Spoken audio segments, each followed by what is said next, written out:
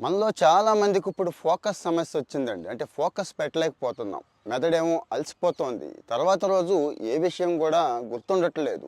తిన్నదేమో అరగట్లేదు.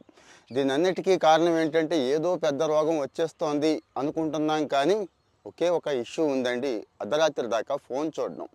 చాలామంది హాయిగా నిద్ర పట్టడానికి కాసేపు రీల్సో జోక్సో చూసుకుందాం అని మొదలెడతారు.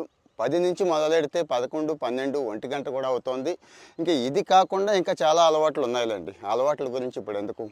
సో మరి మీరు అప్పటిదాకా చూస్తున్నారా? అయితే మీ బాడీలో ఈ ఈ మార్పులు అయితే వస్తూ ఉంటాయి. మీ మెదడులో కూడా, మీ లైఫ్ స్టైల్లో కూడా వస్తూ ఉంటాయి. ఒకసారి గమనించి కామెంట్లో చెప్పండి. ఎవరికి అవసరమో వాళ్ళకి షేర్ చేయండి.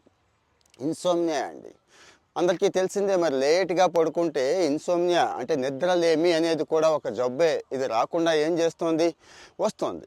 బాడీలో బయోలాజికల్ క్లాక్ అనేది ఒకటి ఉంటుందండి. పగలు పడుకుంటున్నాం కదా అంటే కుదరదు. రాత్రే పడుకోవాలి. జీవ గడియారం పర్ఫెక్ట్గా పనిచేయాలంటే రాత్రే పడుకోవాలి. ఒకటి. రెండోది బ్లూ లైట్ అండి.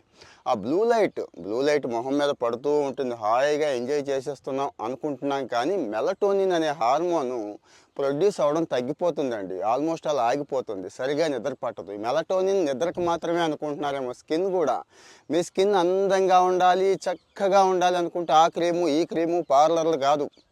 హాయిగా నిద్రపోండి అంటున్నారు. తర్వాత ఇంబ్యాలెన్స్ అండి. మెదడులో ఇంబ్యాలెన్స్ అవుతూ ఉంటాయి. మెదడులో కూడా కెమికల్స్ ఉంటాయి, ప్రొడ్యూస్ అవుతాయి. తెలుసు కదా, డోపమైన్ అనే హార్మోన్ కూడా అక్కడే రిలీజ్ అవుతుంది.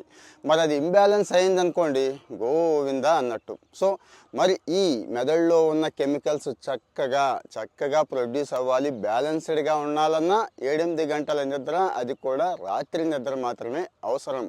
ఇవన్నీ నేను చెప్తుంది కాదండి. ఫేమస్ రిపోర్ట్స్ ఏం చెప్పినా మనం షేర్ చేసుకుంటున్నాం కదా, అదే ఇది అన్నట్టు.